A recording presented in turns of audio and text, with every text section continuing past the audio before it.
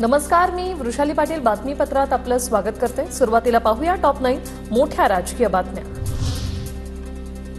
देवेंद्र फडणवीसांच्या राजीनाम्याबाबत तुर्तास निर्णय नाही। फडणवीसांनी राजीनामा दिल्यास कार्यकर्त्यांच्या मनोबलावर परिणाम होईल, भाजप नेते अमित शहांचं मत। अजित पवार गटाकडून केंद्रात 2 मंत्रिपदाची मागणी, 1 कॅबिनेट आणि 1 राज्यमंत्रीपदाची मागणी।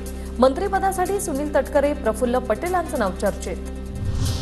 प्रफुल्ल पटेलांच्या निवासस्थानी उपमुख्यमंत्री देवेंद्र फडणवीस आणि अजित पवारांमध्ये चर्चा। चर्चेनंतर फडणवीसांकडून अमित शहांची दुसऱ्यांदा भेट। केंद्रात शिंदे गटाला 1 कॅबिनेट आणि 1 राज्यमंत्रीपद मिळणार। केंद्रीय मंत्रिपदासाठी श्रीकांत शिंदे, संदीपान भुमरे, श्रीरंग बारणे, प्रतापराव जाधव, धैर्यशील माने यांची नावं चर्चेत, सूत्रांची माहिती। शिंदेंची शिवसेना आणि अजित पवारांच्या राष्ट्रवादीला प्रत्येकी 1 मंत्रिपद देण्याचा प्रस्ताव बैठकीत ठेवल्याची सूत्रांची माहिती। लोकसभेतील शिवसेना पक्षाच्या गटनेतेपदी खासदार श्रीकांत शिंदेंची निवड, एकमताने श्रीकांत शिंदे यांची गटनेतेपदी निवड।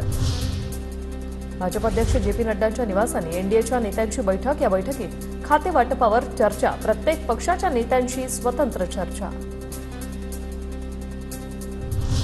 गृहमंत्री उपमुख्यमंत्री पदाच्या चर्चांमध्ये तथ्य नाही। फडणवीस पक्ष आणि सरकार दोन्हींचं काम करण्यास सक्षम, त्यांनी राजीनामा देण्याची गरज नाही, गिरीश महाजनांची प्रतिक्रिया। देवेंद्रजी दोन्ही ठिकाणी असले पाहिजेत, उपमुख्यमंत्री असले पाहिजेत आणि संघटनेचं कामही ते या ठिकाणी करतील, कारण ते तेवढे सक्षम आहेत, त्याबद्दल कोणाच्या मनामध्ये शंकाच नाही।